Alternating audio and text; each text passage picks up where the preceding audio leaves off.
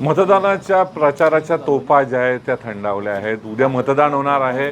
आजचा दिवस जो आहे हा कार्यकर्ते मतदार स्लिप जे आहेत ह्या मतदार स्लिप वेगवेगळे करण्यामध्ये कामाला लागले आहेत. कारण ह्याच मतदार स्लिप या मतदारांपर्यंत पोहोचवल्या जाणार आहेत. म्हणजे अतिशय सुरळीतपणे मतदान करता येणार आहे. नंबर जे आहेत हे नंबर नाव काढले जात आहेत आणि या मतदारांपर्यंत पोहोचवण्याचे काम हे प्रत्येक पक्षाचे कार्यकर्ते करताना पाहायला मिळत आहेत. आपल्यासोबत काही कार्यकर्ते आहेत जे हे सगळं काम करतात. काय सांगाल, ह्या स्लिप तुम्ही वेगळ्या करतायत, कशा पद्धतीने त्याचं बायफर्केशन केलं जातं? ह्या ज्या स्लिप आहेत त्या आम्ही आमच्या गावातल्या असणाऱ्या स्लिप प्रत्येक वाढनिहाय तसेच प्रत्येक वाडीच्या प्रमाणे आम्ही त्या नंबरप्रमाणे त्या सिरियलप्रमाणे ते लावत आहोत, जेणेकरून त्या मतदारांना आपला अनुक्रमांक असेल तो बूथवरती गेल्यानंतर त्यांना ते सहज सोपं होईल, किंवा त्या बूथवर असणारे कार्यकर्ते असेल त्यांना तो अनुक्रमांक लवकरात लवकर मिळेल. यासाठी आम्ही अशा पद्धतीचं या नियोजन करून आम्ही एक सर्व कार्यकर्ते या स्लिप शॉर्टिंग करत आहोत आणि ते या आज संध्याकाळपर्यंत मतदारांपर्यंत पोचवण्याचं आम्ही काम करणार आहोत. हे सगळे कार्यकर्ते जे आहेत हे कामाला लागलेले आहेत. आपण बघतो कशा पद्धतीने हे काम चालू आहे आणि निश्चितच काही उमेदवार जे आहेत हे पण या ठिकाणी काही रिलॅक्स मूडमध्ये आणि काम करताना पाहायला मिळतात. एक उमेदवार आपल्यासोबत आहेत, हे सगळे काम करताना. काय सांगाल, कशा पद्धतीने तुम्ही काही दिवस काम करत होता आणि आज रिलॅक्स झालेला आहात? हे स्लिप जे आहे हे बायफर्केशन केलं जातं, कशा पद्धतीने काम चालू आहे? निश्चितच रिलॅक्स असं म्हणता येणार नाही. प्रचाराच्या तोफा जरी थंडावल्या असल्या तरी काही वैयक्तिक गाठीभेटी घेणं, काही ठिकाणी त्या ठिकाणी जाऊन पोहोचण्याचा प्रयत्न करणं हे हे हे कार्यक्रम सुरू आहेत. परंतु एक आत्मविश्वास आहे, या पावशी जिल्हा परिषद मतदारसंघातून सन्माननीय खासदार नारायणराव राणेसाहेब, सन्माननीय निलेशजी राणेसाहेब, नितेशजी राणेसाहेब यांच्या मार्गदर्शनाखाली अतिशय चांगलं काम गेल्या 8 दिवसांमध्ये या ठिकाणी झालेलं आहे. सन्माननीय आमदार निलेशजी राणेसाहेब यांनी या मतदारसंघामध्ये 4 ते 5 मीटिंग या ठिकाणी घेतल्या. त्यामुळे कार्यकर्त्यांचा उत्साह, त्याचबरोबर मतदारांमध्ये देखील एक आत्मविश्वास निर्माण झालेला आहे आणि त्यामुळे येणाऱ्या 9 तारीखला जो विजय हा आमचा निश्चित होणार आहे. मोठा मतदारसंघ प्रत्येक जिल्हा परिषदेमध्ये मानला जातो. साधारण 12, 12,500, 13,000 मतदार आहेत आणि एका मतदारसंघात जवळ 10-15 अशी गावं. हे सगळं करताना कशी दमछाक झालेली होती? थोडासा अवधी यावेळी कमी मिळाला, त्यामुळे मतदारांपर्यंत पोहोचण्यामध्ये थोडासा त्या ठिकाणी दमछाक झाली. हे खरं असलं तरी कार्यकर्त्यांची टीम आणि त्यांचा अभूतपूर्व उत्साह, त्याचबरोबर आमच्या नेते मंडळांचं त्या ठिकाणी असलेला वरद असतं, यामुळे हे सगळी यंत्रणा सुरळीत आम्ही पार पाडू शकलो. आता काही तास राहिलेले आहेत.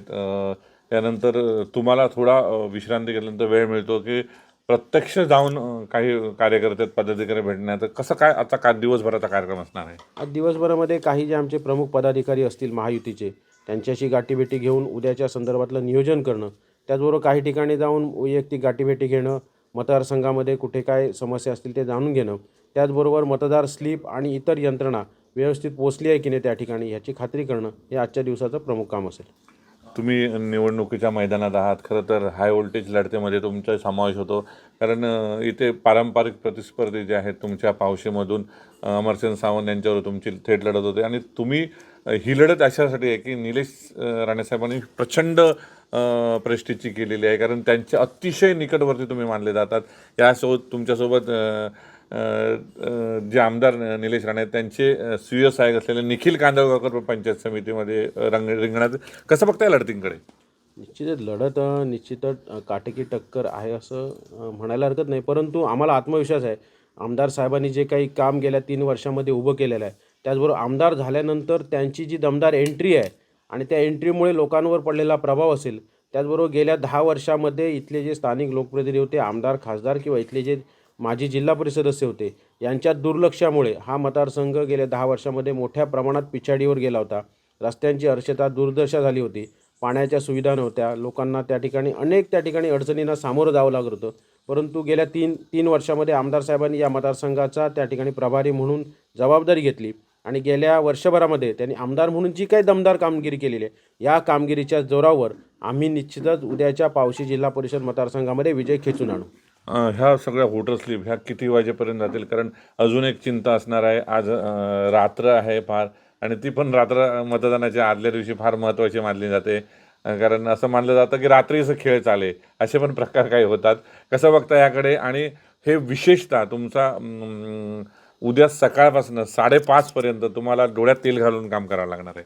निश्चित असं काय रात्रीचं खेळ चालले असा काय प्रकार आमच्याकडे तर नाही आहे. आम्ही निवांत आहोत, निश्चिंत आहोत आणि आत्मविश्वासपूर्ण आहोत. फक्त मतदारांपर्यंत उद्याची मतदान प्रक्रिया सुरळीत व्हावी म्हणून मतदारांना काही गोष्टींचं मार्गदर्शन करणं, त्या ठिकाणी कोणत्या प्रकारे मतदान करायचं आहे, मतदान केंद्रावर येताना त्यांना काय कोणत्या प्रकारची किंवा काय ओळखपत्र लागेल किंवा काय त्यांना ओळखपत्र नसेल तर आधार कार्ड असेल, त्याच्याबरोबर बँक पासबुक असेल किंवा अन्य ओळखीची जे काय ओळख सादर करण्याची जे काय पुरावे आहेत ते आणण्यासंदर्भात मतदारांना केलेलं आवाहन असेल. त्याचबरोबर मतदार यादीतला त्यांचा अनुक्रमांकासाठी त्यांना स्लिप देण्याचं काम आज कार्यकर्ते पूर्ण करतील, जेणेकरून उद्या प्रशासनाला मतदान सुरळीत पाडण्यासाठी होणारी मदत त्या ठिकाणी होणार आहे. आपण बघतो की कशा पद्धतीने तळकोकणातील सिंधुदुर्ग जिल्ह्यातील प्रत्येक जिल्हा परिषद मतदारसंघामध्ये हे व्होटर स्लिप जे आहे ही वेगळी केली जातात. कार्यकर्ते असेल, पदाधिकारी आहे, हे यामध्ये गुंतून गेलेले पाहायला मिळत आहेत.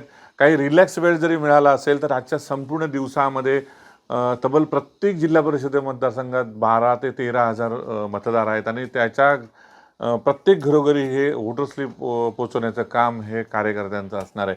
त्यामुळे पुढील काही तास जे आहेत हे कार्यकर्ते प्रचार जरी तोफा थंडावल्या तरी ह्या व्होटर स्लिप देण्यामध्ये व्यस्त असताना पाहायला मिळणार आहे. उमेदवार रिलॅक्स जरी असले तरी आज कोकणामध्ये रात्रीचा खेळ चाले असं होणार का? परंतु दादासाहेबांनी स्पष्ट केलं असं काही कोकणामध्ये होत नाही. त्यामुळे आता कार्यकर्त्यांना वेध लागलेत की मतदारांपर्यंत व्होटर स्लिप पोचवण्याचे. कॅमेरामॅन वेदांसह भरत केसरकर, न्यूज 18 मराठी, सिंधुदुर्ग, पावशी.